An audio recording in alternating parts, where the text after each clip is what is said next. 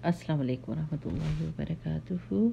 رب اشرح لی صدری ویسر لی امری واحلل عقدۃ من لسانی یفقہوا قولی ربنا زدنا علما آمین۔ کیا حال ہے میری پیاری بہنوں کے؟ مزیدار قسم کے رمضان جا رہا ہے، ماشاء اللہ ماشاء اللہ۔ مزیدار پکوڑوں سموسوں کے لحاظ سے نہیں کہہ رہی، تسبیحات کے لحاظ سے، قرآن کے لحاظ سے، قرآن سننے سمجھنے پڑھنے کے لحاظ سے کہ کتنا مزہ آ رہا ہے، کتنا سکون ملتا ہے نا، دل کے اندر ٹھنڈک چلی جاتی ہے جب انسان کو یہ پتا ہو کہ وہ کام کر رہا ہے جو اللہ سبحانہ و تعالیٰ کو پسند ہے۔ اچھا، کبھی ایسے ہوتا ہے نا کہ آپ کو ہوتا ہے کہ اللہ پوری میں نے یہ ٹائم بھی ویسٹ کر دیا، وہ ٹائم بھی ویسٹ کر دیا، اس وقت یاد نہیں رہا، اس وقت میں بیزی تھی اور میں کچھ اور ہی سوچنے لگ گئی، تو یہ کیسے میرے اس میں سے تسبیحات میں سے مس ہو گیا؟ میری زبان تو ہر وقت تسبیح کر سکتی ہے۔ تو وہ جو بے چینی ہوتی ہے نا کہ میں نے انف نہیں کیا، اس کے لیے جو آپ فرض نماز کے بعد دعا مانگتے ہیں نا، آپ کہتے ہیں ربی اعنی علی ذکرک و شکرک و حسن عبادتک، اس سے بڑا جو ہے نا سپورٹ ملتی ہے۔ اس کا کیا مطلب ہے؟ ربی اعنی، اے اللہ تعالیٰ میری عون کر، میری مدد کر، کس چیز میں؟ علی ذکرک، کہ میں تیرا ذکر اس حساب سے کر سکوں، اتنی زیادہ تعداد میں کر سکوں، اتنے محبت اور اخلاص کے ساتھ کر سکوں اور خوب اجر بھی پا سکوں، اس چیز میں میری مدد کر اللہ سبحانہ تعالیٰ۔ ذکر کا و شکری کا، کہ میں اتنا شکر کروں جتنا مجھے کرنا چاہیے۔ اب دیکھیں نا، ہم کس چیز کا شکر ادا کر سکتے ہیں؟ آنکھوں کا شکر، اس کے دیکھنے کا، اس کے ٹھیک رہنے کا، اس میں درد نہ ہونے کا شکر ہر وقت، کس کس چیز کا؟ کان کا، کہ کس طریقے سے استاذہ نے کل بتایا، اتنا پیارا لگا کہ ایک گوشت کا ٹکڑا ہی ہے اور ایک اندر ہڈی ہی ہے، یعنی کیا ہے کان؟ جیسے باقی جسم کے حصے ویسے ہی ہے، لیکن اس میں یہ صلاحیت ہے کہ یہ ورڈز کو اس طریقے سے ہمارے اندر لے کے جاتی ہے کہ ہمارا دماغ اس کو سمجھ سکتا ہے، یعنی کان سے سن کر ہم بات سمجھتے ہیں۔ یہ امیزنگ کوالٹی ہے ہیومن بینگز کی۔ تو کس کس چیز کا شکر ادا کریں کہ کھانا کھا رہے ہیں، چبا رہے ہیں، اس کے ٹیسٹ کو محسوس کر رہے ہیں، اس کو ہضم کر سک رہے ہیں، بھوک کو مٹا سک رہے ہیں، سونگھ سکتے ہیں اپنے کھانے کو اپنے ہاتھ سے اٹھا کے اپنے منہ تک لے جا سکتے ہیں۔ There are so many things to be thankful about، بہت زیادہ چیزیں ہیں۔ ہم واقعی سچی اگر آپ سوچنا شروع کریں نا، آپ حق نہیں ادا کر سکتے اللہ سبحانہ و تعالیٰ کے شکر کا، تو اللہ آپ ہی ہماری مدد کریں۔ ہم اس دعا میں کہتے ہیں اللہ تعالیٰ آپ ہی ہماری مدد کریں کہ ہم آپ کا پورا تو نہیں ادا کر سکتے، اچھا سا شکر ادا کر سکیں۔ ربی اعنی علی ذکرک و شکرک و حسن عبادتک، اللہ ہم تو وہ احسان والی عبادت کر ہی نہیں سکتے، جیسے اس حدیث جبریل میں آتا ہے نا کہ احسان کیا ہے؟ حضرت جبرائیل علیہ السلام نے پوچھا تھا تو رسول اللہ صلی اللہ علیہ وسلم نے فرمایا تھا کہ اللہ سبحانہ تعالیٰ کی عبادت ایسی کی جائے جیسے آپ اللہ کو دیکھ رہے ہو، اور اگر ویسی نہیں کر سکتے، اس سٹیج تک نہیں پہنچے، تو اتنا تو کر لو کہ اللہ آپ کو دیکھ رہا ہے۔ یعنی اتنی پیاری عبادت، اتنی دیکھیں پیاری عبادت کیا ہوتی ہے کہ آپ کا دل اللہ کی محبت سے بھرا ہوا ہو اور آپ اس میں عاجزی محسوس کرو، اللہ تعالیٰ سے قربت محسوس کرو، اللہ سبحانہ تعالیٰ کی بات ماننے کی خوشی کو محسوس کریں، تو آپ کی عبادت حسین ہو جاتی ہے۔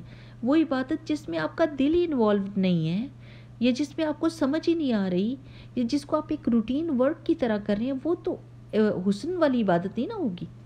دیکھیں، آپ کسی سے بات بھی کرتے ہیں نا، تو آپ اس سے کہتے ہیں نا مجھے آپ سے بہت پیار ہے، آپ مجھے بہت ہی اچھی لگتی ہو، آپ میری بہت پیاری بہن ہو، تو اس کو آپ کا چہرے کے ایکسپریشنز، آپ کی بات کا اتار چڑھاؤ سے اس کے دل کے اندر وہ، جیسے کہتے ہیں نا دل کا تار ہلتا ہے، کہ دل کے اندر بھی وہ چیز محسوس ہوتی ہے، وہ محبت دل تک پہنچ جاتی ہے۔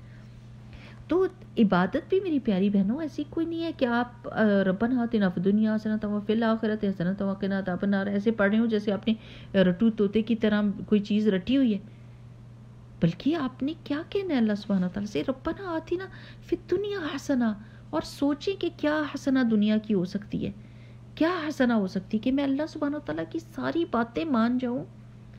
اور جیسے ہی آپ اللہ سبحانہ تعالیٰ کی باتیں مانتے ہیں تو آپ کی زندگی سیدھے راستے پر چل پڑتی ہے، آپ کے معاملات درست ہو جاتے ہیں، آپ کا دل سکون پا جاتا ہے، آپ کو مشکل کو ہینڈل کرنا آ جاتا ہے، کیونکہ ڈیفینیٹلی دنیا میں آئے تو مشکل تو آئیں گی، تو اس کو ہینڈل کرنے کا طریقہ آ جاتا ہے، اور آپ کو بڑا مزہ آتا ہے. آپ کو چیلنجز جو ہیں وہ بودر نہیں کرتے، بلکہ چیلنجز آپ کو پالش کر دیتے ہیں، آپ کو چمکا دیتے ہیں.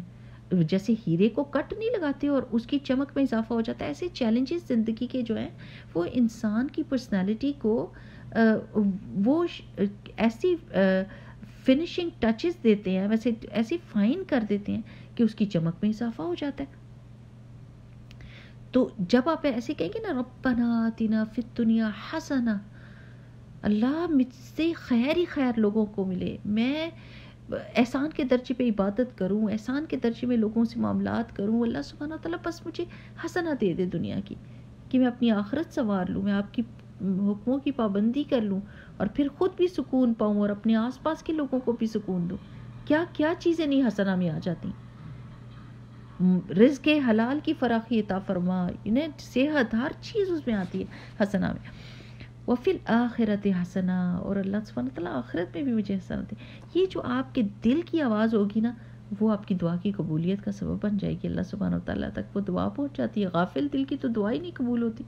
تو میں یہ کہتی ہوں کہ جب آپ یہ کہتے ہیں نا ربی اعنی علی ذکرک و شکرک و حسن عبادتک، تو بہت ہی زیادہ سوچا بھی کریں نا، یقین کریں کہ جب آپ سوچتے ہیں نا آپ کو مزہ آ جاتا ہے، آپ کو وہ دعا پڑھنے کا مزہ آ جاتا ہے. اور جس بندے کو خوف ہو، میری زندگی میں انسیکیورٹی ہے، اور اس وقت کون سا بندہ ہے جس کو انسیکیورٹی نہیں ہے؟ ہر بندے کو کسی نہ کسی چیز کا خوف لگا ہوا ہے. یعنی مال کے جانے کا خوف لگا ہوا ہے، بچوں کی طرف سے اللہ سبحانہ وتعالیٰ ان کی حفاظت کرے خوف لگا ہوا ہے، اپنے اسپاؤسز کے بارے میں ہے، اپنی صحت کے بارے میں ہے. تو پھر وہ کیا کہے؟ اللہم انت السلام، اللہ سلامتی کا سورس آپ ہی ہیں، ومنک السلام، اور سلامتی آپ ہی کی طرف سے آتی. تبارک یا ذا الجلال والاکرام، اللہم انت السلام ومنک السلام تبارک یا ذا الجلال والاکرام. اللہ تعالیٰ برکت کا سورس بھی اللہ سبحانہ وتعالیٰ. تو اللہ سبحانہ وتعالیٰ آپ ہی مجھے پروٹیکشن دے سکتے ہیں، آپ ہی مجھے سیکیورٹی دے سکتے ہیں. تو دعائیں جو ہوتی ہیں نا وہ ایک مومن کا ہتھیار ہوتی ہیں. اب وہ اٹھا لیتا ہے تو پھر وہ کانفیڈنٹ فیل کرتا ہے، وہ اپنی پروٹیکشن کر سکتا ہے شیطان کے وسوسوں سے، اور یعنی وہ سیف ہو جاتا ہے. کبھی کبھی زندگی میں ایسے لگتا ہے نا کہ ایک دفعہ پتہ کیا ہوا تھا، میرے کھانا بنا رہی تھی تو میں بیٹھی ہوئی تھی تو کوکر جو ہے نا پھٹ گیا. شکر ہے میں ادھر نہیں تھی الحمدللہ رب العالمین، پر پھٹ گیا. اور جب کوکر پھٹا تو اب جب میں گئی ہوں نا، ایک تو مجھے دھماکے کا خوف تھا، اور دوسرا یہ کہ مجھے سمجھ نہیں آ رہی تھی میں صفائی کہاں سے شروع کروں، کیونکہ چھت، سٹوو، زمین، دیواریں، سب کچھ جو شیشیاں پڑی ہوئی تھی آس پاس مسالے کی، جو فریزر پڑا تھا، فریج، سب کے اوپر گند چلا گیا تھا. اور اتنا عجیب سا میرا دماغ ایسے جیسے ہو جاتا نا کہ وے ڈو آئی اسٹارٹ، تو مجھے سمجھ نہیں آ رہی تھی. تو الحمدللہ پھر صفائی کرنا شروع کر دیتا ہے بندہ تو ہو ہی جاتی. پر کبھی کبھی زندگی میں بھی ایسی فیل ہوتی کہ آئی میسڈ اپ بیڈلی، میں نے تو بہت ہی میس مچایا ہوا اپنی زندگی میں اور بہت ہی خرابیاں کی. تو اس وقت انسان کیا کرتا ہے؟ انسان اللہ تعالیٰ سے مدد مانگتا ہے کہ اللہ سبحانہ تعالیٰ مجھے صلاحیت دے، مجھے حوصلہ دے کہ میں اس کی صفائی شروع کروں.